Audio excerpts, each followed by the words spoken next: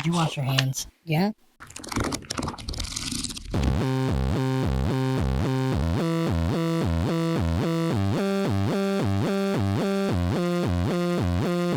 Your local video store card. A comic book in your back pocket. Games with no tutorials. Music you had to discover. And drinking water straight from the hose. These are the things us millennials remember fondly. We are the Jennings brothers. Join us after the streetlights come on as we race our bikes from the top of the hill right down memory lane. Exchange those quarters because this podcast takes tokens.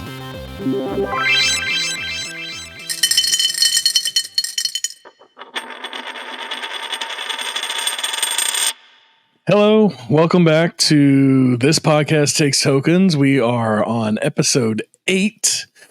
This is the X-Men episode. We are talking X-Men, created in 1963. X-Men, that's right. X-Men, X-Man. There's X-Man, but we're talking X-Men.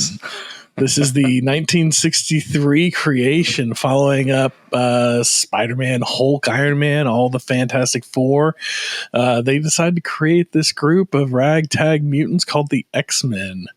Originally comprised of Cyclops, Marvel Girl, better known as Jean Grey, Beast, Angel, and Iceman would go up against their adversary, Magneto, and the Brotherhood of Evil Mutants, which was composed of, any guesses? Sabretooth. Who the Brotherhood of Evil Mutants was? Sabretooth not amongst them. The Blob not amongst them. Not the original Brotherhood of Evil Mutants. No, sir. Oh my gosh. I'm trying to think back. I've read some of these like original ones. Yeah. But it's been a long time. Yeah. All right. I'll give you the first of 4 because you probably won't get it. Mastermind. Mastermind, not Megamind. I'll give you the first of 4 because you kind of suck. I'll give them to you though. No, because I've never heard of Mastermind. I don't know who this is. I figured you probably don't know who it is. Yeah, I don't know who Mastermind is. All right, so that leaves you with apparently 3. It wasn't that good. Quicksilver is another one. Oh, Quicksilver! Yes, Quicksilver, he was one of the original Brotherhood. Yeah. Scarlet Witch and Toad rounded out. Scarlet Witch and Toad, which I think at this point they hadn't established Scarlet Witch as Magneto's daughter. I would assume. I think that came in House of M, right? Like that was a real revelation in House of M. Mm-hmm. Yeah, that's about the extent of my knowledge. So I'm going to bow out now because no. So we're going to come into this saying like, okay, so I've read a lot of comics, and I know you have too, but I do not from specific eras. I do not at all claim to be an expert in comic books. I claim to be a fan, but not an expert. So if we get any of this information wrong, it is not a slight towards you if you're an expert. It is that we are ignorant and we are just dumb fans that are fanning on the X-Men. So fanning on the X-Men, that's right. We've getting that out there. I know personally, I've never gone back and read the old X-Men stuff. I've only read the stuff that we grew up with. Growing up, going to the comic book shop, picking up comics as they come out, maybe picking up ones from a couple years before, then taking breaks periodically throughout my life for years at a time, then coming back into it because something caught my eye and reading a run for a little while and then falling back out of favor. And just that's kind of my relationship with the X-Men comics themselves. X-Men, I gotta say, I think of all the comic book teams, the comic book, I don't know what you call them, groups, runs, whatever, the X-Men is probably my favorite. That's probably my favorite group or category, or I don't know how you would classify it, of comic books was always the X-Men. That was always my favorite personally. And that may have something to do with like when we grew up with it, because, you know, we were teenagers or pre-teens in the 90s whenever X-Men, I think, kind of had their second renaissance, if you will. Like that early 90s, you had the cartoon series, you had a bunch of stuff going on with the comics. They was just like, I feel like there was a lot of X-Men in the early 90s, and I think that kind of informs how much I personally love the X-Men and why that's probably my favorite of all the comic books. Yeah, I agree with you. I was never really that big into like the Avengers or on the DC side, like Justice League and stuff like that. Now, later, as I got older and I was reading comics, then I did get into those things. But as a kid, I didn't. I agree with you. I think it was really... So Chris Claremont, I am going to get a little bit nerdy here. He was he was the main writer for the X-Men from... Golly, I don't know. It was a long time, from like the early 70s up through, I don't know. He had a tremendously long run, and then he was gone from it for a while, if I remember right.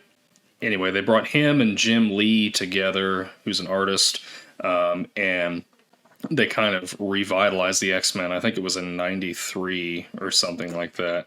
And that was their big thing. They're like, we're bringing back... at least it felt like that from somebody that didn't really read comics a whole lot. We're bringing back the X-Men because they were everywhere at that point. They had the comics coming out. They had, like you said, the TV show. They had all this stuff. But what really got me into them, honestly, like, I didn't read a lot of comics until you started reading them. And when you would come up and visit, you had, like, I think you introduced me to the X-Men, I'm pretty sure. Oh. And we would go up to Marcy's Cards and Comics that was here in town. It was by the library. It was just like a couple blocks away from Dad's, and we'd walk up there. And I remember, I don't know if I say a couple blocks. I think that was a good mile walk every day. Oh no, maybe, but it's not that far like, from. It's a small town. We walked everywhere. We walked everywhere, all over that whole town. I don't know. When you're back here, I'll show you where it was at, and you'll be like, "Oh, it wasn't quite that far away." No, but I remember where it's at. Yeah. You do? Okay. Yeah. But I remember the first one that I actually read was one that, now, I don't know if you bought it with your money or if Dad gave you money. I don't know. But it was the Wolverine 95 annual.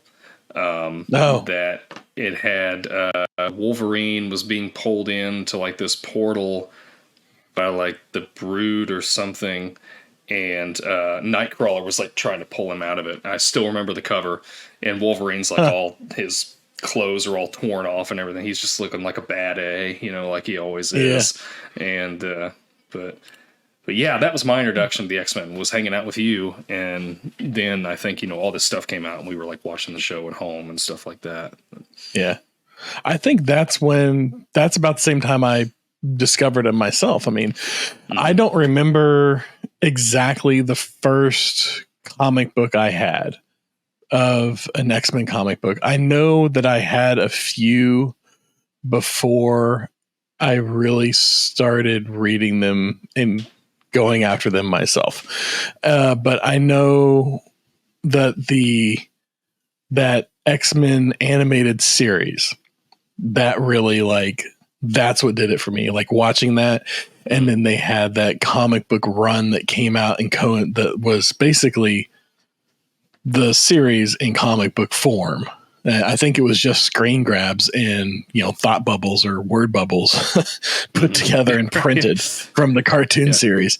And collecting those was kind of like a gateway into other comic books, other X-Men comic books. Like that, I started getting into the main, was it Uncanny X-Men? I think whenever you're talking about Claremont coming back, I think that was Uncanny X-Men #1 in the early 90s was, I think, that return. That's that classic cover that I can still picture in my head.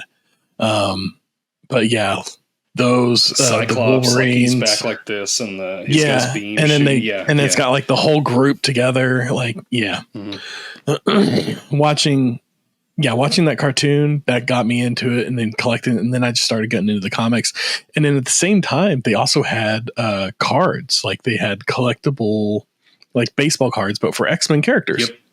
Yep. Or I think it was all of the Marvel characters, because they would just do them all together. And collecting those cards, those cards had some of the most detailed and incredible artwork that I had seen. And I really think the artwork is what did it for me. Like that artwork that they had in the early 90s was just so amazing to look at. I would just sit there and just, I don't remember reading much. I remember going into the comic book store and flipping through them and looking for the ones that had the most interesting imagery and picking those up and buying those and then reading them later. But it was the imagery is what drew me to them first, for sure. It was 100% that imagery. And if anybody out there says that, like I've heard it before, like art doesn't sell comics, like that is anything but the truth. Like I like reading comics for a good story, but I want some good art. Oh yeah. Cause I'll sit there and I will look at a comic book and flip and read the comic book, but I will stay locked into a page well beyond reading the words on it just to take in a really neat, just a, for lack of a better word, a really dazzling image, like something that just like that there's so many layers and so much depth to it and so much to take in that you can just scan this photo or this image and lock into one specific part of it and just spend a few minutes taking that part in. Not even the whole thing, just parts of it, and then stepping back and taking in the whole of it as well. Yeah, for sure. Like there was the artwork 100% for me in the beginning was the artwork. And then, cause I liked drawing too. So I would pick up ones and then I would come home and I would spend my free time drawing them, myself, just copy drawing whatever I saw. And that's kind of like, that kind of trained me, to draw better and draw different things. No, sure. But you're right though. Cause like I remember those cards. I don't really remember the other Marvel heroes on there, but I do remember the X-Men cards. And the one that really sticks out in my mind, there was one that was Bishop and like it was just that kind of, the line under the M on his eye. Yes. Yeah. I don't know. It was, but I remember that. And his hair was kind of wavy and long. And I think that, man, I should have got him out. This is a podcast, so you wouldn't be able to see him, but I was going through boxes of like, cause I have here in my office, I have a closet because it's a bedroom, but it's my office and there's a closet and I've got all my personal collectibles and stuff like that. And I've still got the cards that I collected from that time in binders. And I was looking, I was looking at the same one that you were just talking about. I think it was the Flair Ultra Masterpiece Edition from like 94 or 95. Yeah. that run specifically was just amazing. For sure. It's probably that specific card, that exact one that's in your collection is probably the one that I'm thinking about seeing because I'm sure it was yours. Yeah. Those are probably some of my, I went back and I looked at, and I haven't pulled the trigger on it because I just can't justify it, but I've looked at getting a pack of those cards and they're like $20 or $30 for an unopened pack now of those cards. But I'm like, wow, it would be so much fun to get one and open it and just look through it and just see what you get. Even if it's just like, I mean, I guess if it was a whole bunch of like nothing ones, it would be kind of disappointing, but even if I got just like one kind of cool character, more for something like that. Yeah. Like I just get like 4 more. And that's the other thing. I want to say that there's only like 4 cards per pack or something like that. Some really low number. Like there's not a lot in them, but yeah, I remember coveting those. Those were my favorite. One of my favorite sets to collect was those cards in the 90s. Those were really cool. Was it Upper Deck that did those? Well, Upper Deck had a series, but there was Fleer. I think they were separate companies at the time.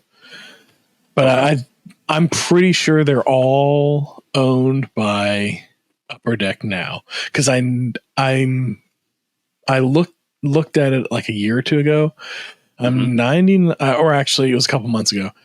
I'm 99% sure they're all owned by Upper Deck, and they did a run of Fleer Ultra cards like 2 years ago. Like they came out with a whole new set of Marvel Fleer Ultra cards, and they're incredibly hard to get now because they did like a limited run on them. But every once in a while they'll drop like new ones here and there. I want to say that I was at Target the other day and they had some like, I think Spider-Man trading cards or something like that a couple weeks ago that I saw.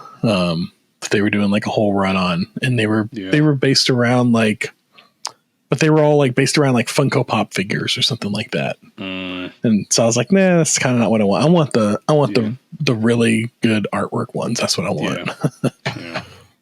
Yeah. So X-Men in the Night. Speaking of the cards and other, so you know, we didn't have Funko Pops back then. We collected like the cards and the comics and things like that. People didn't really, we didn't really have like, we had the toys. We didn't have much else as far as like figures, physical play items. Yeah. We had the action figures, which were really, I remember them being really cool, really detailed, and loving them, and just thinking like that they could pose any direction because they were the multi-articulating and all that stuff. Have you seen one of them recently? I have not. I remember the one that I really remember. I had Wolverine from Age of Apocalypse, and he was missing his hand, and he had that metal stub on there. You have that one? I have that one. I have that one still. Yeah. I have. I went back and I came across them somewhere, and I got that one, the Cyclops, and the Magneto in like a pack for like $10. And so I was like, oh, okay, I'm gonna grab those, and then I'll have them to put up somewhere. And I came across them when I was going through those boxes earlier, and I was like, oh yeah, because when I get my office laid out the way I want, I'm gonna have shelves, and I'm gonna put all these like collectibles that I've collected over time. But yeah, that was a pretty neat one. But those actually look better than the run that they had before that. I don't remember I don't know if you remember, but before that, they all had like these metal pins in all their joints. And so if you see them now, like you can see these metal pins. Yep. And I don't remember that as a kid, but I mean, you know, of course you don't remember that kind of thing, but I look at it now and I'm like, they kind of look a little cheap now. But that's just me, I guess. A little cheap. I don't know. I kind of think that adds a little nostalgia to it, but I don't know.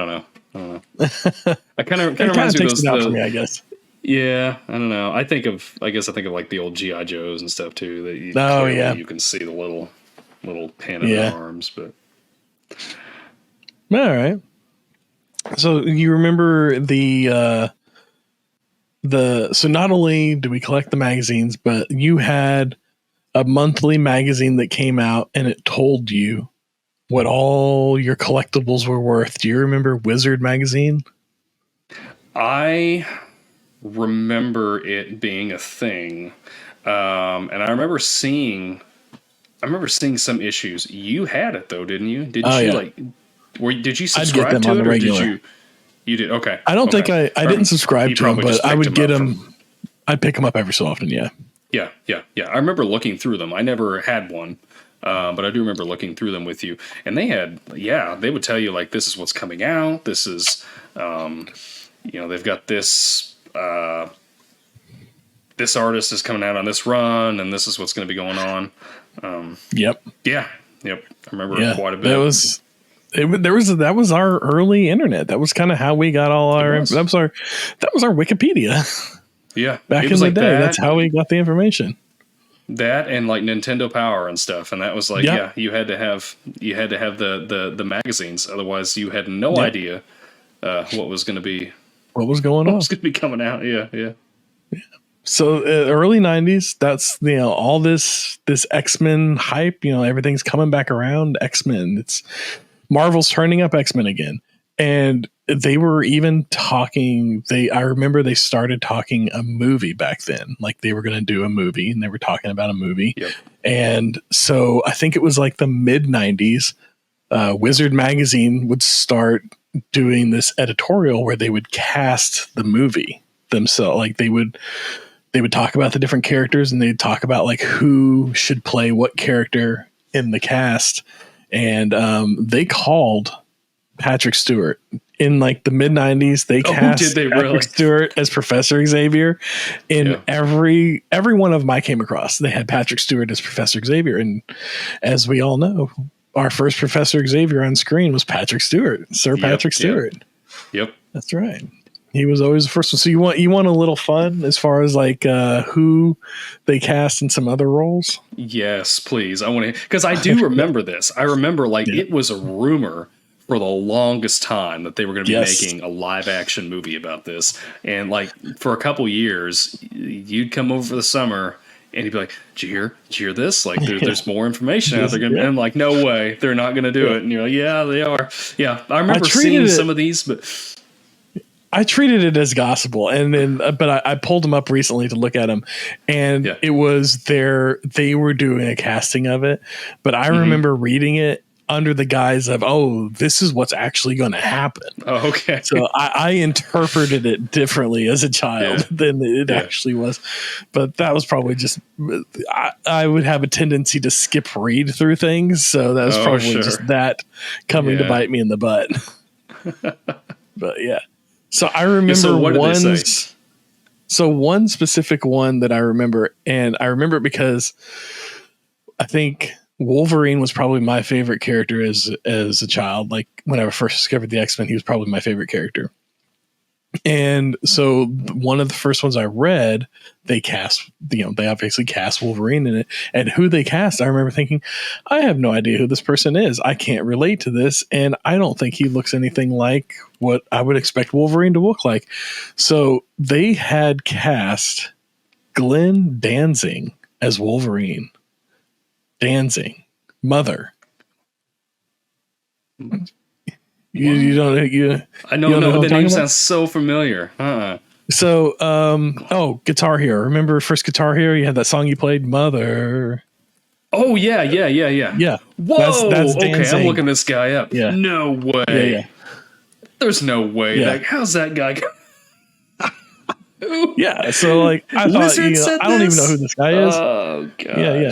Said that that's. But looking at it now, I'm like, okay, I can kind of see. He's rock and roll. He's got tattoos. He's a little gruff or whatever. And then like seeing them perform the song probably maybe 10 years ago, like seeing it as like a YouTube video or something like that. I'm like recalling that now, and I'm like, oh yeah, okay, he was pretty fit, like in shape, so he could have done it as well.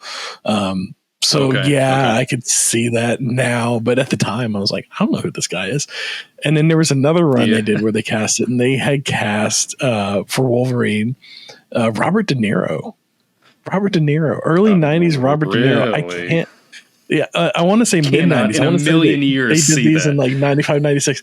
Robert De Niro, who I want to say did what was it in the late 90s? Meet the Parents, where he's playing like, this retired CIA agent, and they were like talking about having him play Wolverine like 4 years earlier. No way. No. But yeah, that's So basically, what you're saying is Wizard Magazine as kids, we were like, oh, this is gospel. Now as adults, we're looking back and thinking, oh, these guys were idiots and didn't know anything of what they were talking about. Well, I mean, they got Patrick Stewart right. I will give them that. That's true. And then, that's true. And maybe I'm taking this one a little personal because he was my favorite character. Because looking at it now, I gotta say, there's a lot that they got right.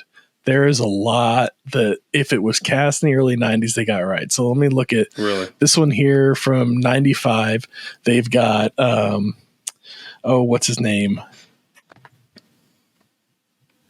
Sean Bean, the guy from the first Terminator movie. The first Terminator movie played Reese. Kyle Reese in the first Terminator movie. Yeah. Not Sean Bean, his brother, the other Bean. Okay. Are they brothers? Are they brothers? I have no idea. Right. I have no but clue. you know who I'm talking about. You know, okay. Alien, I know Terminator. exactly. Yeah. Kyle Reese. So they had him. Yeah. So they got him as Cyclops, which you look at, you're like, okay, yeah, that works. I could totally see that. And then Michael Biehn. That's it. So they got him for cast as Cyclops, and in all of them that I've come across, he's cast as Cyclops. Jean Grey, they've got Nicole Kidman cast as Jean Grey. Really? Early 90s Nicole Kidman. I mean, that I could buy. I could buy that. Yeah. Again, they kept that one pretty solid every year. They had her cast as Jean Grey. Let me see here. Here's one that kind of like, I don't know if this would work or not. Sam Neill as Beast, our a resident paleontologist. Yes, as Hank McCoy. I could see him like as let me say. I could see him over Kelsey Grammer, who they cast. Yeah, well, I don't know. I like Kelsey Grammer as did you really? Beast. I did. I did. I enjoyed that. I think I don't know. Maybe it's the whole Fraser thing, but the Brainiac or whatever. I feel like he captured the voice of the character. I feel like. Yeah. But I could see Sam Neill, the Brainiac part of it, like totally. Maybe. But I'm only familiar with Sam Neill from like, I guess, Jurassic Park at the time. Maybe. Yeah. Okay. Yeah. I don't know. Okay. Like I'm feeling like a lot of these, and I think so. When I think of X-Men, like for the early '90s, I'm like trying to think because I'm correlating that with like looking at the comics and like seeing some people that are buff. Yeah. So then when I hear these, I'm like, I could see Michael Biehn, like you were talking about, Kyle Reese. I'm just going to call him Kyle Reese. Kyle Reese, I could see him, doing that, which sure. I guess he's not that buff, but I could see him being. But I mean, neither is James Marsden whenever he played Cyclops. Yeah, he wasn't like extremely. I feel like Michael Biehn was bigger than what's his name? I just said it. James whatever. James Marsden. Yes, thank you. But okay, so what about Clancy Brown from Clancy Brown? God, what was he in? Oh, Pet Sematary. He was also in. Oh, he's one of those guys. It's like I can picture him, but I can't tell you what he was in to save my life. I think he was. Did you ever see Starship Troopers? Yeah. I think he was the drill sergeant in Starship Troopers. Oh, okay. Yeah, I think I know who you're talking about. Yeah. So him and Sabretooth is who they got cast. Okay. Which I can buy that one. That one I could buy. Or at the time, early 90s, Clint Eastwood as Cable. You could kind of buy that's that. A stretch for me. That's a stretch for me. All right. Yeah. I'm going to throw... before we lose everybody, I'm gonna throw 3 more at you rapid fire. No, this is fun. Okay? This is fun. It's fun. I'm enjoying hearing who they're casting here. So. All right, probably mid 90s peak alpha male macho action hero. Probably 2 that I most agreed with is your Dolph Lundgren as Colossus, and Jean-Claude Van Damme as Gambit. And can you get any more perfect than that in the mid 90s? That's true. Yeah. Yeah. Gosh, man. Yeah, that's almost typecasting. Yeah, it is. But that's who I think of on some of these. How would you cast them? Like if it was you casting. Man, I gotta say, I think I want. I think I gotta think of who the characters are. Oh, you know who I want to see? I'd like to see Michael J. Fox is Iceman. Oh. I think you got your Iceman with Michael J. Fox. Okay. It's, you know who? So if I'm thinking of Iceman, Yeah. like early 90s, right? Yeah. Corey Feldman. Yeah. No, he's going to be Morph. Morph. There we go. Yeah. Yeah. Yes. Corey Feldman as Morph. Which, I mean, I got to extend it now. Corey Feldman, if you ever hear it, we'd love to have you on to talk about whatever your favorite movie is. Absolutely. Open invitation. Always an open invitation. Anything you want to talk about. That's right. Yep. All right. So, okay. Okay. Cyclops. Then who would you cast as Cyclops in say the mid 90s? Who do you think would be a good casting for Cyclops? I would have cast Van Damme as Cyclops. Van Damme as Cyclops? Yeah. I feel like Van Damme as Gambit is just perfect. Like I know. Like I know like every single bit of that makes sense. And now that you've told me that you put that information in front of me, that that does make sense. But I can see, like, I guess because I'm thinking about that cover that we were talking about earlier with Cyclops, and I can just see Van Damme in that role. So, but I think Gambit would Tom make a Cruise. lot of sense too. I think Tom Cruise. Cyclops? Okay. Cyclops, Tom Cruise, okay. Yeah. Okay. I think that's your, yeah. What about Xavier? So Patrick Stewart, definitely. Yeah, if you couldn't pick Patrick Stewart, I don't know who you would pick from the early 90s. I mean, maybe it's just because we've been colored by it, but I mean, they called it here, Patrick Stewart as your Professor Xavier. But before that, man, who could you picture saying to me, my X-Men? So I'm gonna pose this to you. All right, because I've been thinking about this. And we're going to kind of go in the Star Trek direction still. What about Leonard Nimoy? Leonard Nimoy. Yeah. Okay. I could see that. Yeah. Yeah. That could work. Yeah. Yeah. Stick in the same. Very esteemed realm. Actor. Yeah. Yeah. I think I could totally see that. Yeah. Yeah. Yeah. Because I don't know. I can't. It must be. Yeah. I can't picture anybody else. There's nobody else I can picture. Like, I had thought about this, and I kept going around to how.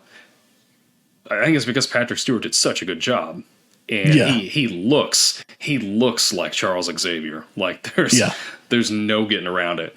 No, and I'm like, who else could be this? But if I had to pick somebody else, I'd say Leonard Nimoy could have done it. Leonard Nimoy, yeah, I could totally see that. Now that you put that out there. 100% Leonard Nimoy I could see. And while we're on the Star Trek, okay, let's take this Star Trek one step further. Okay. This would have been perfect if I could remember his name right off the top of my head. I don't know why I'm blanking on it. Captain Kirk. Who plays Captain Kirk? William Shatner, thank you. Where would you put William Shatner in the X-Men? Oh man. Where would William You got to shoehorn him in somewhere. Oh my gosh! Let me think about Beast. Hank McCoy. Beast. Yep. Oh yeah, you're right. Yep. That's a good one. I was gonna say Magneto, but okay. I think you're right. I think it's Beast. See, if I'm gonna pick a Magneto, and it's not Ian McKellen, because Ian McKellen did a fantastic job as Magneto. Crushed it. I would put Sean Connery in that role back in the 90s. Sean Connery, yeah. I think he could do it.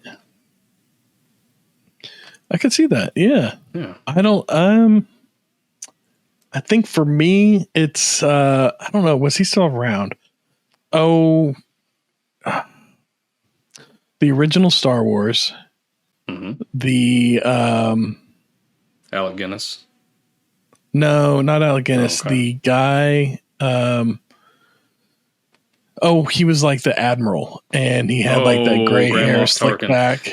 Yeah, Peter Cushing. Okay, yeah.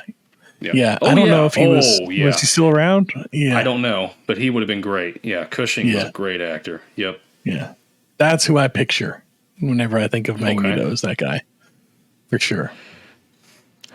So, what about Wolverine? Wolverine in the early '90s, man. Can't pick. I mean, who would have picked Hugh Jackman? And now, who wouldn't pick Hugh Jackman? Who wouldn't pick Hugh Jackman? Has there ever? I mean, okay, who was cast better, Wolverine or Professor Xavier in the first X-Men movie? There, or the longevity of the X-Men movies themselves? For the longevity of it, Hugh Jackman. Yeah, Patrick Stewart grew into that role. They both are good, and James McAvoy did a fantastic job. Yes, as Xavier, as a young Xavier. Yeah. And Michael Fassbender on that same token did a fantastic job. Those movies are good. I love First Class and Days of Future Past. I didn't see Age of Apocalypse. I need to watch that. That's what I heard. It was good, but it was definitely like it's okay. Yeah. We did it. It's fine. And then Dark Phoenix, I heard was not good at all. I think I watched that one once. Like Hugh Jackman, who would have thought? And like I've heard that I think Deadpool 3 is going to be his last time as Wolverine. Yeah. Which he was already retired on. Yeah. I'm like, who else can they? There's like, I can't think of anybody else ever that could top that role. No. He is Wolverine. He is Wolverine. That's all there is to it. Yeah. Just like if I did, Ryan Reynolds is Deadpool. I mean, you can't. Yep. No. There's no one else. I can't imagine anybody else in those roles. So I think if I was casting the mid '90s for Wolverine, I don't know, was he too old at the time? But Tommy Lee Jones. Tommy Lee Jones. I think Tommy Lee Jones. Okay. If he was, if I don't know if he was too old at the time, but maybe. Well, no, I think he was too old because he did Men in Black was just a couple years later. It was like '97 was Men in Black. Yeah, he might have been a little. If they were doing it in the '80s, Tommy Lee Jones, but in the '90s, man, I don't know. I can't. You can't think of anything. Who? I can't think of anybody. So I'm still thinking like the buffness, right? These I'm thinking of action actors. What about Sylvester Stallone? Okay. Maybe. Yeah. Okay. Yeah. Or Danny that DeVito. Could work. Or Danny DeVito. Yeah, either one of them. they both kind of like, carry themselves. I mean, fastball special for sure, Danny DeVito. Yeah. I've seen those memes around the internet of Danny DeVito. Like, have you seen those where he's like dressed up like Wolverine? And no. there's a group of people out there trying to get Danny DeVito cast as Wolverine. And I'm like, if you can do it, I'll watch it. Yes. No, I have not. Okay, so what about Jean Grey? Ooh, I think I would have called. I would have said Nicole Kidman as well. I think at the time that would have been my call for sure. And maybe it's just a looks thing. So if you're thinking of like popular actresses, maybe you know what? Maybe I am fully blanking on every actress's and actor's name in this episode, but it's right there. Ocean's 11 and Aaron Brockovich, Julia Roberts. Thank you, Julia Roberts. Yes, that's who I would put in there. I could see maybe. That. And I don't know where she fits. Oh, you know what? Rogue, Sandra Bullock. Mid-90s Sandra Bullock as your Rogue. I would have said, I was thinking maybe Winona Ryder as Rogue. Oh, no, that's your Cannonball. Oh. Or, yeah. Yeah. Okay. Yeah, that's your Cannonball, I think. Or maybe, I don't know, I could kind of see her as Kitty Pryde. Oh yeah. Yeah. Not Cannonball. So- Who was I thinking of? Yeah, I was like, Kitty Pryde. Yeah. yeah. You said Cannonball, and I'm kind of just going along with it. I'm like, okay. Yeah. No, it's not Cannonball. Now I think about it. That was a guy. I'm trying to remember. Yeah. I can't think of who I'm trying to think of. But yeah, definitely. Now I'm stuck on Cannonball. I'm going to move on. Well, going back to Jean Grey, the other person I thought of. Again, I'm going to repeat it. All these buff people, although Winona Ryder is not buff, but I didn't think Rogue really was. But Jean Grey, which I guess Jean Grey's not really that buff, but anyway, whatever. Suspend disbelief. Demi Moore. Yeah. No, She's big back in the early 90s. Definitely in the early 90s, but I think I would have put Demi Moore in maybe the Psylocke role or the White Queen role. Oh, yes. Yeah. Yes. Yeah, I can see her as either one of those. Yeah. Yeah. White Queen. What was her name again? Emma Frost. Emma Frost. Thank you. Yes. Yeah. And I think we're left with Storm? Who we got for Storm? Storm. Oh. Yeah. Halle Berry. That's another one that just like I can't imagine anybody else in that role, but yeah. Like early mid 90s. Who could you have as Storm? Maybe like maybe like Vivica A. Fox or something. Ooh, yeah. Or maybe. Yeah, Vivica A. Fox, I like that. Or what's her name? She's on 911 right now.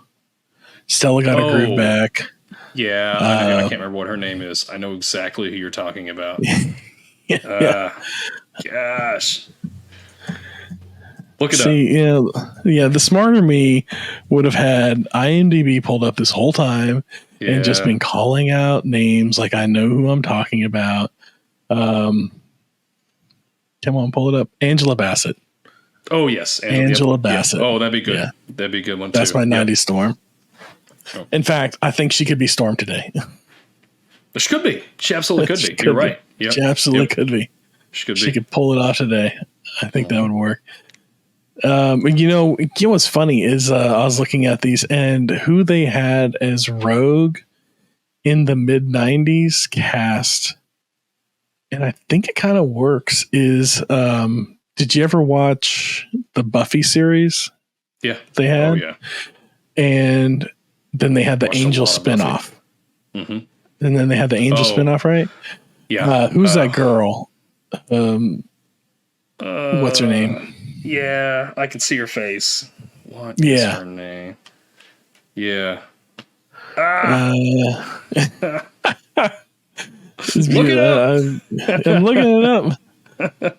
Rogue Southern Belle, Rogue is soft snail people. They don't list the name on here. They don't say who it is. Oh, well, then Internet, let me just go right here. About. That's right. Yeah, in the article, it talks about like the character of Rogue, and then they show her picture. They don't even give her name credit. Yeah, which is kind of rough.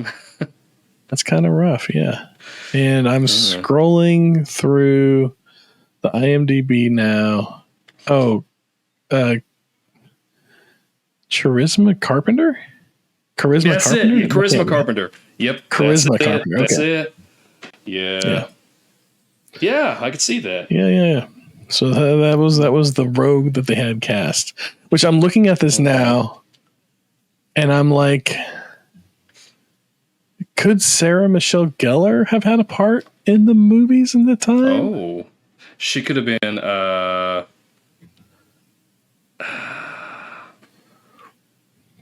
don't know. She could have been like Emma Frost or something, or maybe Dazzler. Do you remember Dazzler? Yeah, maybe a Dazzler. Yeah, that would work. Yeah, which I I've could see heard now. They're like, and I don't know if this is true or not, because I've seen it on the internet, so who knows? I've heard they're like trying to cast like Taylor Swift as Dazzler or something. Have you seen this? Well, I think I can see it. That's fine. I think in one of the recent comics, like they're drawing Dazzler to look like her or something like that is where that's coming from. Okay. Is the way they're drawing her recently. I haven't looked at it myself, but I want to say it was something about that. But yeah. So that was like that was fun.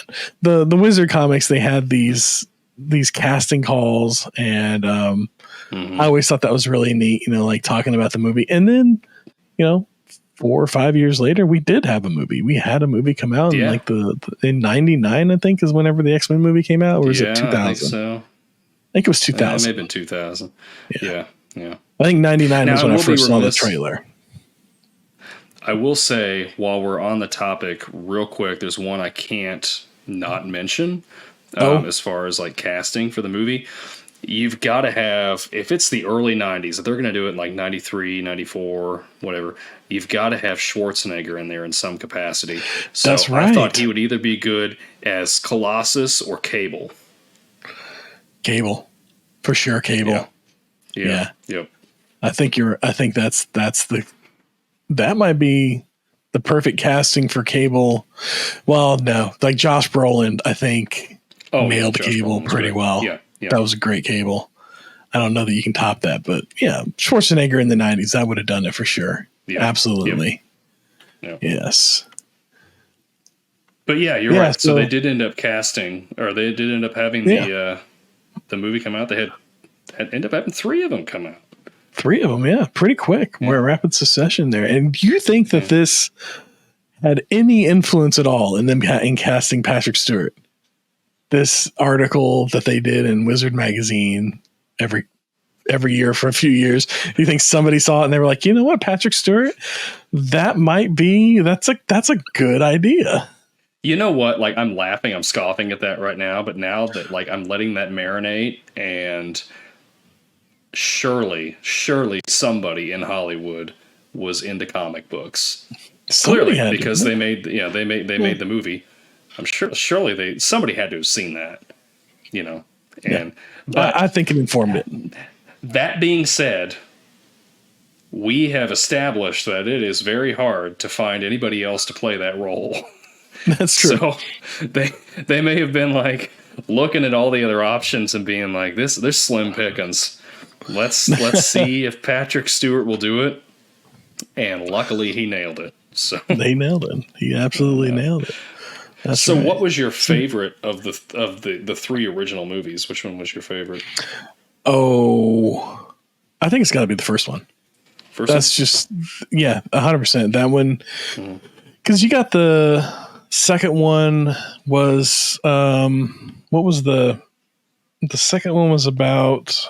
See, I can't even remember what they're about now. Oh, that's right. Yeah. The second one, the Brotherhood was like hiding in the forest and they were being hunted down. And then the third government was trying to come in the second one and like eliminate the mutants. Basically like corral the mutants and keep them in check. Yeah. And I think is the third one the one where they had the cure that they were firing at them out of weapons? Mm-hmm. I think that's right. Yeah. And it was like reversing their mutation or something like that. Yeah. Mm-hmm. But I think the first one, and I don't know if it's just like, it being the first one and being really psyched for it and excited and enjoying it so much, or if it was that much of a better movie. Now, the third one, I feel like looked better than the first 2. Like all the characters had come into their own, or all the actors had come into their own as the characters they played. Hugh Jackman was looking quite ripped and very suited to the role of Wolverine. Yeah. It all culminated there for sure, but story wise, it wasn't as good as the first one. And I feel like the first one just kind of all around had a better story and you're introducing all the characters. There was a little goofiness, I feel like, some rough edges that probably could have been sanded down, which I feel like we see that happen in the second and third movie. But at the same time, I feel like new problems arise. Yeah. And, but so yeah, for me, it's the first one. How about for you? Okay. First, second, or third? I like the second one. I mean, the first one was good. It was really good. Yeah. It was what I was wanting out of an X-Men movie. But I think the second one I liked more because it had like one of my favorite X-Men in it. They brought in Nightcrawler. I love Nightcrawler. Oh yeah, that was a great scene. Oh man, when he's just bamping through that whole oh my gosh, it was White so House. good. Yes. Yeah. Oh man. Yeah, it was that good. was pretty awesome. I just love Nightcrawler so much, and I was so happy to see him because he's such a good character. I love reading anything that he's in, and his power is it's the coolest power. I've always thought that is just like when they thought that up, I'm just like, man, I don't know, it's just it'd be so cool just to be able to just teleport anywhere, just anywhere. Yeah, just think about it, and boom, you're there. Yeah. Yep. And then didn't they evolve his power set over time? Like, isn't it more than just the bamfing? Like, oh wait, no, it's that he isn't necessarily jumping from one point in space to another. It's that he's jumping into, I think, the demon dimension. Yes. And then jumping out of the demon dimension back into our dimension somewhere else. Yep. Is what it actually is. So yeah, there was like a little bit of an evolution to the power set there, which that was a neat little, because like I think now or whenever I read that, it was that he could then just go into the demon dimension and like stay there and like interact with it or whatever. Yeah. And then come back to our dimension, which I think I got back into the comics and started reading a lot more in like the 2010s, like early 2010s, 2011, 2012 and stuff like that. And I think they killed off Nightcrawler at one point. They did. Yep. Around that run. And I was reading, and he was in the demon dimension. And I think, I forget who crossed over. It must have been, what's her name with the sword? I can't remember. Ileana? I don't think No, Rasputin. Yeah. Colossus's sister. I can't remember her name now. Think about it. But she was crossing over, I think, to try and get him back or something like that. But anyways, that was kind of like I remember learning a lot more about like his power set and everything from that run. It was pretty neat. It was a neat little like education, if you will, on it that I can't recall now. So I need to read that. I didn't know about it. I knew they had killed him off. But I didn't know that there was a run that kind of went into all that. So I'll need to like look that up and try to read it. My favorite, and then they brought him back, of course. Like they always do. You see one of them gone, and you're like, they're not really gone. This is a comic. They're going to bring him back. We're going to finally kill off Wolverine. No, you're not. How many times now? Yeah, my favorite run though, it was the late 2000s. It was the Grant Morrison run, the like E is for Extinction or something like that. Okay. And they kind of had like a more modern look to them, but I don't know, the writing was just really good. I remember, and there was like a whole issue where Emma Frost and Jean Grey were fighting each other in their minds, and there's no sound. There's no speech bubbles, nothing in the whole issue, I think, except to like maybe the very last panel or something like that when they come out of it. But it was really interesting. I think I remember that. Yeah. Yeah. Yeah. I think I do. I think I do remember that. Now, my favorite run was the Fatal Attractions run in the 90s. That was my favorite thing. That was probably the first one that I actually read the comic for the read for the story, and actually wasn't just about the artwork, even though the artwork was incredible. If you remember the Fatal Attractions in the, I think it was early mid 90s, that was the series where Magneto rips the adamantium off of Wolverine's skeleton, like while he's alive. It's just like pulling it through his skin. Yes. And there's that cover where Wolverine's writhing and it's just like coming out of his body. And they each issue in that series had like a little holographic card stuck to the front of the comic book too, which was really neat. And that was my favorite run. That was like I said, that's the first one I read. It was a lot of it was really neat. Quickly followed by the Wolverine origins that came out of House of M. You had that whole origin run in like the early 2000s where they explained where Wolverine came from, how his powers came to be, and how old he is, and like his history and everything. That was a great run, which they continued a couple different times. I think there was like an Origin 2 and I think even an Origin 3 where they kept telling that story. But I only read one. And I still have a first run of that series too, which is one of my most cherished. I at that same time I went back and I completed. I got the Fatal Attractions back that I had sold off, so I'd recollected that run around that same time. That was like early 2000s. I got back into comics briefly again for like about a year, and I went through and I started collecting up a bunch of stuff that I had from my childhood that I'd gotten rid of. And like some of the newer stuff, like they had just done the Origin Wolverine. I think they did Old Man Logan at that time as well. And I think that was like one of the first deaths of Wolverine was around that same time as well. Yeah. So that was definitely my favorite.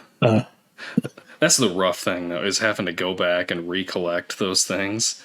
Yes, because you sell them off and you're like, okay, I pennies on the dollar. This money for some, I want this for something else, and then you go back and you're almost priced out and you can't get stuff back. Like it's just it's terrible. So I think you and I both kind of got to the point where we just don't sell our stuff off anymore because you're eventually going to want to come back to it. But now all the comics are digital, so they are. Yeah.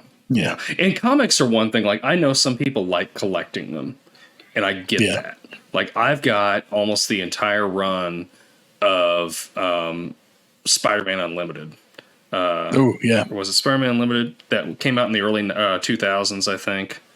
I think, And Ultimate Spider-Man. That's it. Ultimate Spider-Man.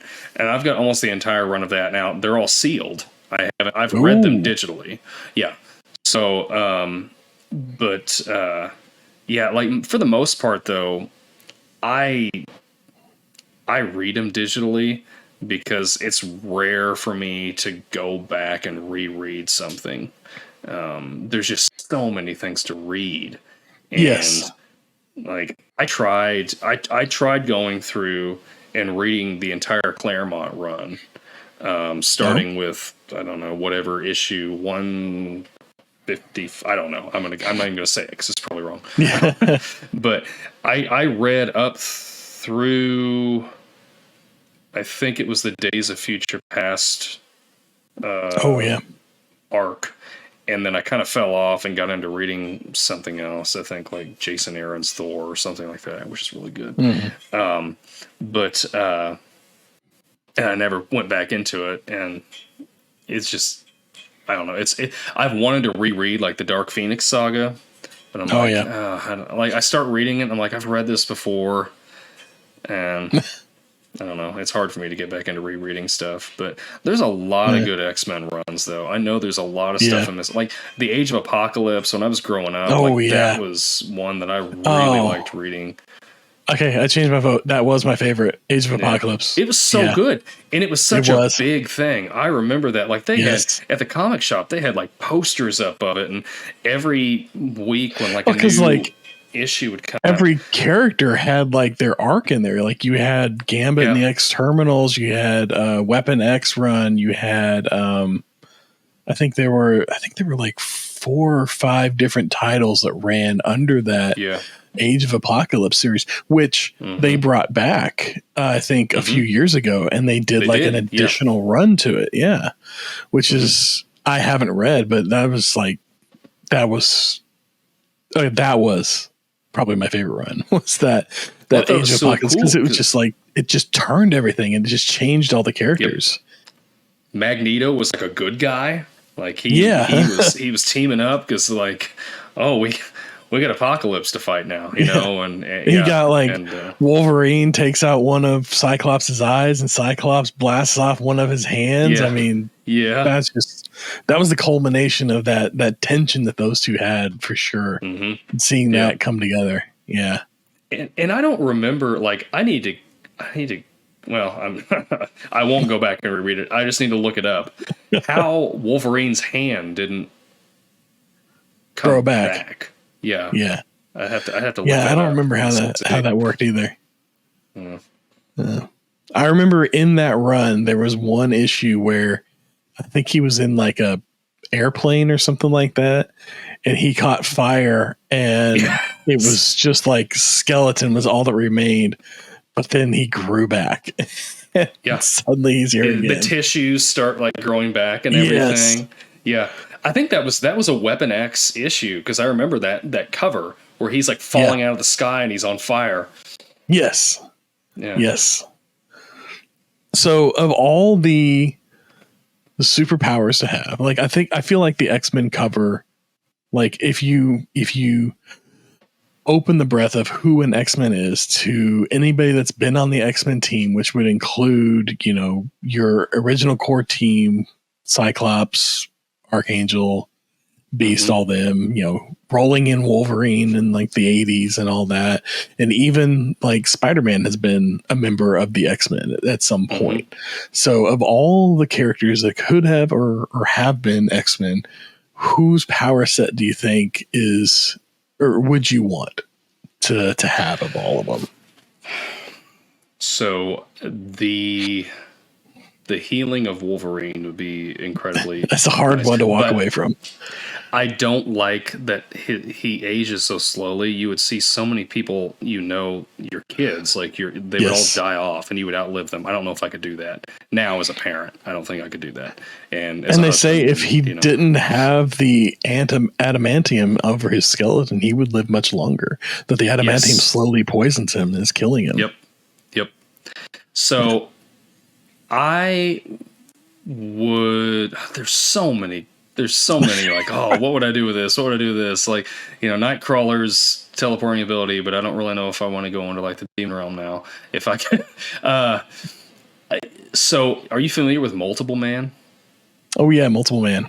Yeah. Being able to split yourself into an infinite number of yourselves to go get I'm going to split myself and go to work while the other one of me, does yard work. And because the grass needs cut, I need to get that fence built. But I also really want to play the new Zelda. So I'm going to do all these things. I think that would be the handiest ability to have. So I'm going to go with Multiple Man's powers. Multiple Man, yeah. Just be able to do all the things at once. Yeah. All right. I'm going to... There's one that we haven't talked about. And he may be... He's in my top 5 all-time X-Men. Quentin Quire. Quentin Quire. You haven't heard of Quentin Quire? No, I have not. Oh, you got to look into Quentin Quire. Kid Omega. He's I forget who his parents are. His parents are 2 other men, X-Men. But anyway, so his power set is telepathy, telekinesis, and genius level intellect. Okay. So, he's think of Charles Xavier, but punk rock and with an attitude. Oh yeah, I do know what you're talking about. Pink hair. Yes. Yeah. Yep. Yeah. An Omega level mutant without a doubt. For sure. Yeah. Yeah. That power Kid set. Omega. That's the power set I want. Yeah. Okay. Yeah. Okay. Yeah. Yeah. I could see that. Yeah. That wouldn't be too bad. Yeah. Now, which one would you not want to have? I'll go first and say I don't know if I want to have Rogue's ability. Yeah. Just I mean, I know she absorbs their power, but Well, I don't know. I mean, I think later on that, because there's a point where she's able to recall all these powers that she has and just pull them up like a Rolodex of powers. And so like anybody she's absorbed throughout history, and she has much more control over it as she gets older, as the character ages, and she can just like, she can pull the powers without doing much damage or affecting the person too much. And then she can pull up those powers at any point, even decades later, without any issue. So I think in the beginning, yes, it's a hindrance, but I feel like as that power set grew, it became quite powerful and quite handy. Okay. Especially being able to just like to recall them. But I think she could only recall like one at a time or something like that. Like it was like there was a limitation to it. Yeah. Yeah. Okay. Yeah. Although I guess if she pulled up the question would be, if she pulled up multiple man's ability and split herself off, could each of the multiplied selves do a different power set? So if she could do that, then she, they've got a tier of mutants. Yeah. Like, she'd be Omega level. Be Omega level. Yeah. Yeah. Without a doubt. Yeah. For sure. Yeah. I think the one I wouldn't want, it would probably be Cyclops, just because you've always got to wear that visor. Like you can never, like you've always, I don't like having things on my face. So to always have something on my face would just drive me nuts. Just not being able to open your eyes like naturally at all would be bad. Yeah, you're right. That would be terrible. Yeah. Yeah. Now, have you heard of, I can't remember what the name of the comic, it was a mini, like 5-issue comic they did maybe 10 years ago. It's about this one mutant. He's a kid at Xavier's school. His ability is that he could blows up once. Yes. And that's it. That's it. That was his entire ability. I remember that. Yeah. Run. Yeah. But I read that. I don't remember. Does he blow up at the end? Does he blow up at the end? I can't remember. Yeah. Okay. Yeah. Yeah, I remember that was a good run. That was a fun one. Or the one where there was a similar one where there was an explosion and there was just like this kid left in the middle and he had no memory of what happened, but they knew it was him that did it.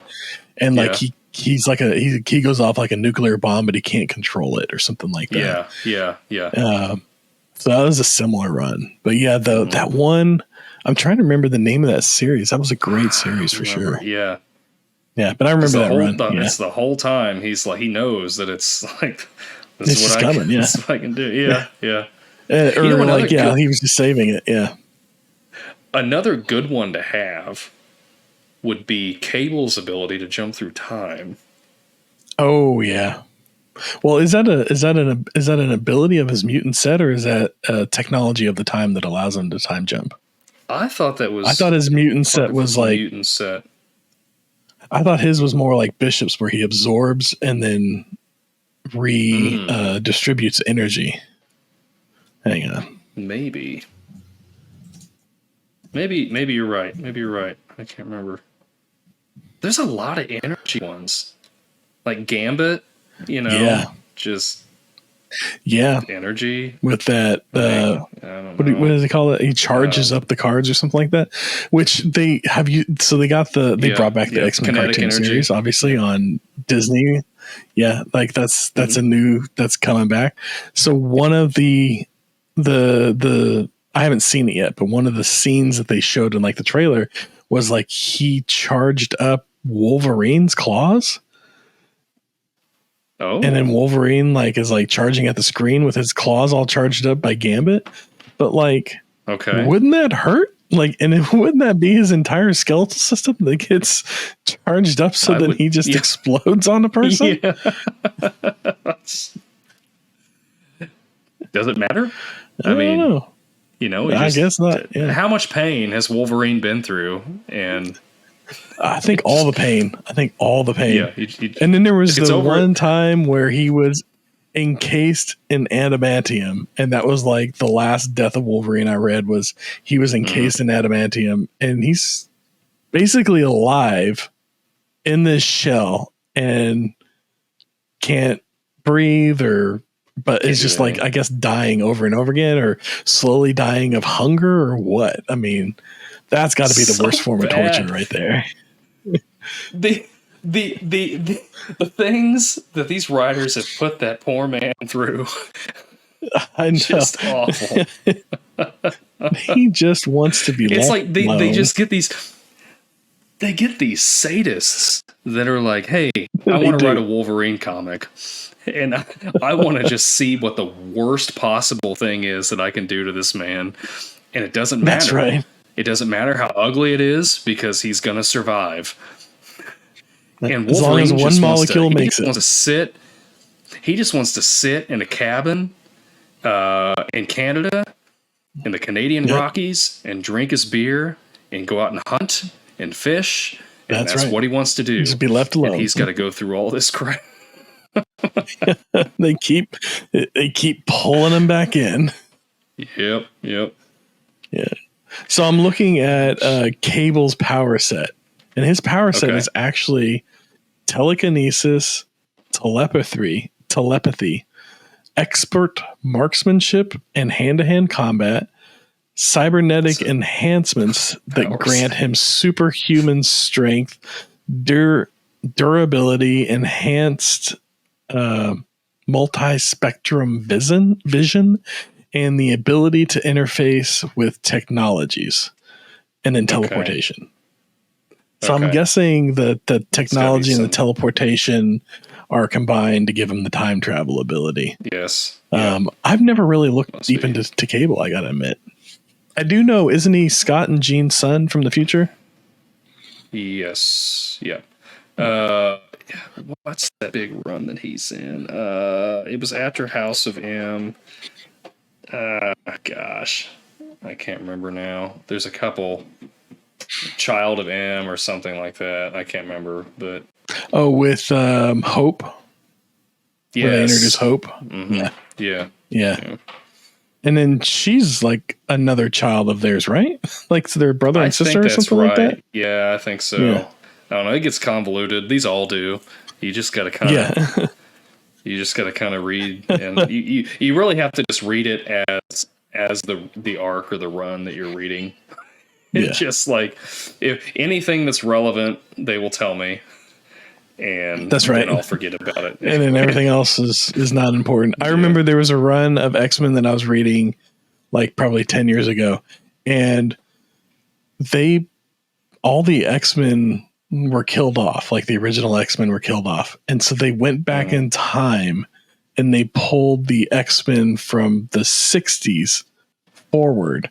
And so now you've got these teenage X-Men in the current time, and they had Hope training them as their future daughter who's older than that. It was really like just this torture of backflips. Yeah, it makes things it was a mess. Messy. Yes. And they're like, no, it'll be fine because we're just going to send them right back to the time that they came from, and it won't affect. Like they had this whole explanation for it. Like that was I don't remember what happened to him because it went on for years and they were still around. I'm like, they gotta send them back at some point, right? And then I don't know whatever happened to him. I don't know. I think I remember reading that, and like I got to the point where I was like, okay, I'm done with this run. Yeah. So I ended up going to something else. It just kept folding in on itself. Yeah. So do you remember? I think it was back when were doing like the kind of the reboot in the early 90s. The Pizza Hut had the promotion. That's right. You could get the VHS tape of the cartoon series. Yep. I still have it. Do you really? Oh, do. I do. It's buried somewhere in my closet, but I do still have it. Yes. Had a little holographic card on it and everything. Holographic cards they were in love with back in the early 90s. Everything had a holographic card. Yep, absolutely did. They loved them. Yes. I remember having Pogs. You remember Pogs? Yes. And with they had holographic Pogs, and if you had like a if you had like a holographic Slammer, you were like, oh man, this kid's like living the high life. Yeah, you were. That's right. You were. Yeah, they had the VHS, and then they had comics that were a smaller. They weren't as long, I don't think. I think they were cut smaller too. Like they fit. Yeah, they were the same size as the VHS. I want to say. Yep. Yeah. And I think I still have one of those, and it's got the Pizza Hut logo down in, like, normally in the bottom left, they've got like the X-Men and the issue number, and all that. And it's got the Pizza Hut logo on there. I don't know where it's at. It's probably up with my junk somewhere up in the junk. Yeah. Yeah. I think Pizza Hut is solely surviving on our nostalgia from all the cool stuff they did in the early 90s. They are. Because it's certainly not the pizza. No, it's not. No, it's not. And they're trying it again, because I've seen where they're promoting Teenage Mutant Ninja Turtles again. Oh yeah, like Mutant Mayhem ones. On the yeah, windows and stuff. Yeah. I remember those comics that I had. I had like colored all over them. Like I used them as a coloring book. So because they were like black and white, right? Anything now?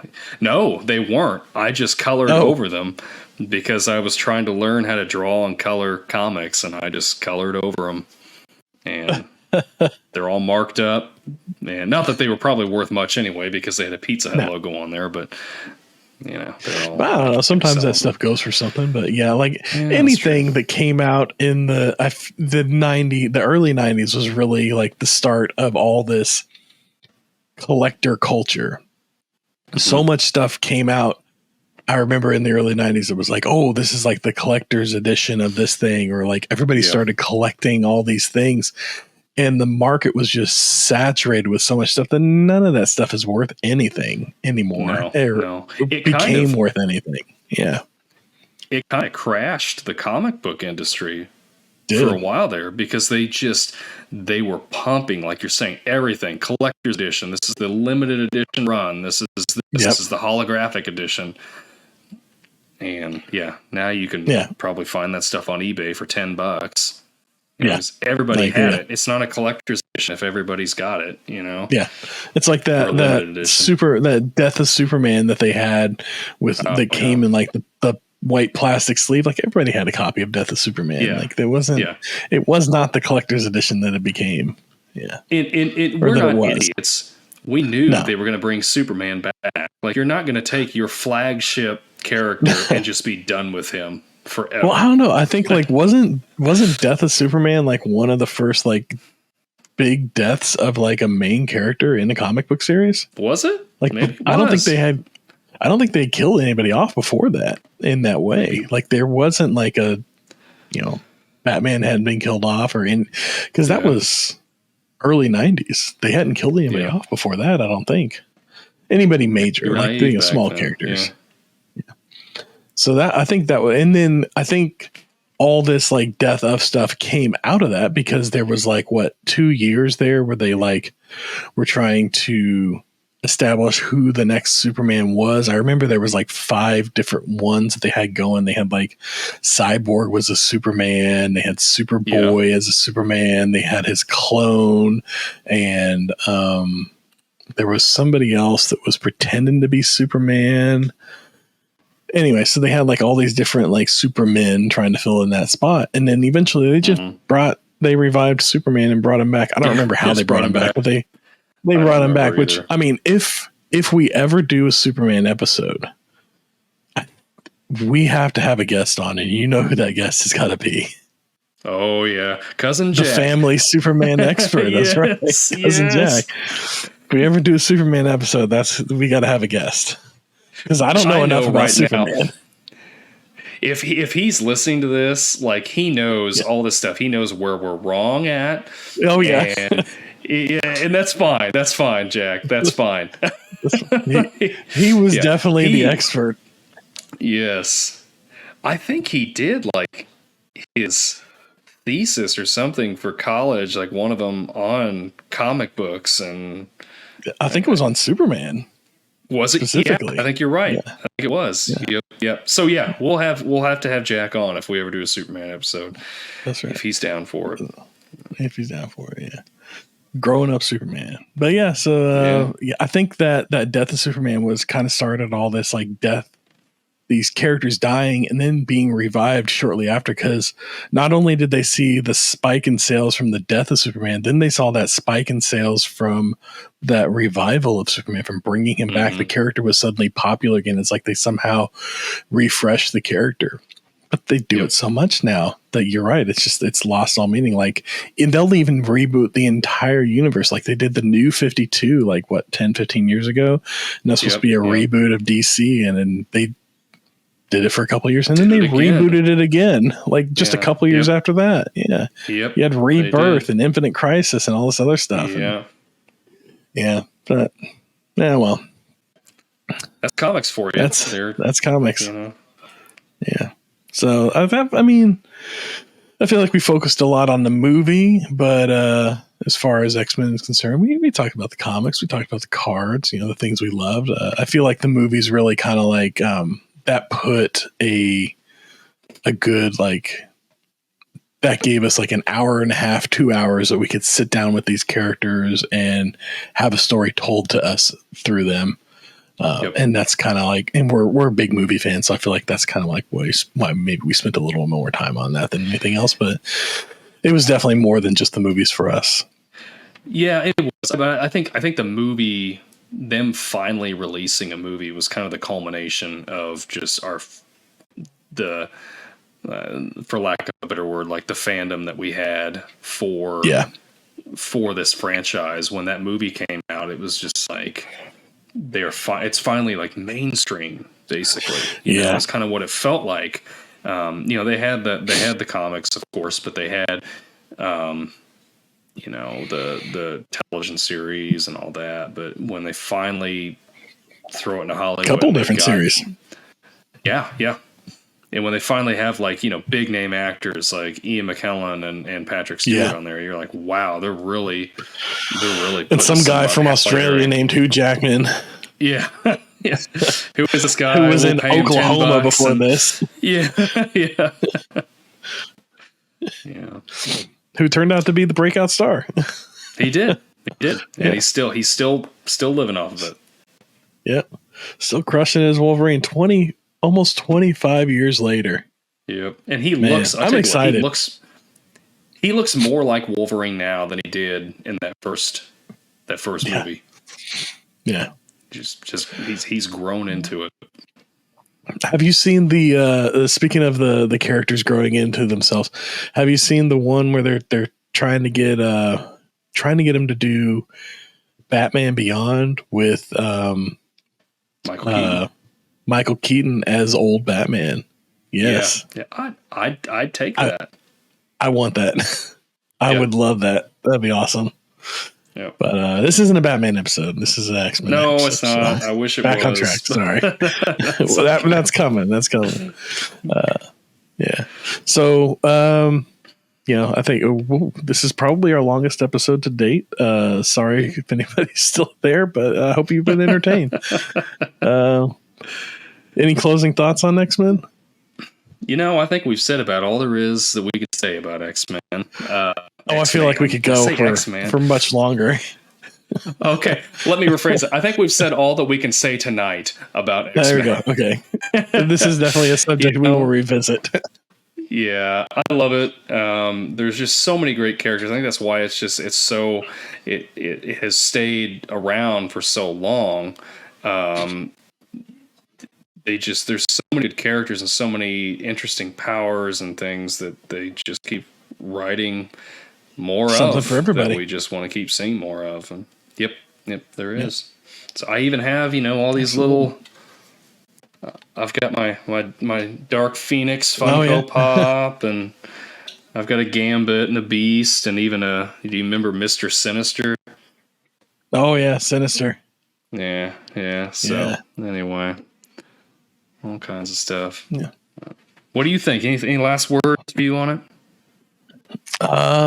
No, like I said, we are far from done talking about this subject. I feel like we're going to cover it in more specific topics. Like we'll definitely have an episode just about the movie, and probably an episode about maybe some specific runs of comics. Yeah, so I think we're far from done with this subject, but this is definitely a good first steps. So what's our subject going to be for next week? What you got for next week? So I was thinking, let's we've done some kind of talked about comics now. We've done some games 2 weeks in a row, so I think it's time to get back into some movies. So I thought that maybe we could revisit the Steven Spielberg classic E.T. Ooh, I like it. Yes. I'm excited about it. I watched it just about a month or two ago with Harper for the first time. So it was, not my first time, but Harper's first time. I think this might be the first movie that is older than both of us. I think you're right. I think this came out before I was born. Yep.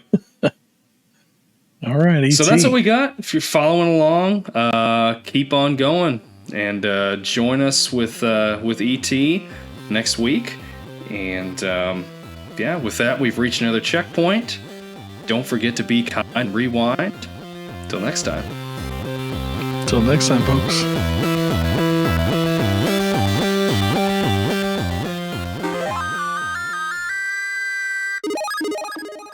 This podcast takes tokens is a Clay Street production.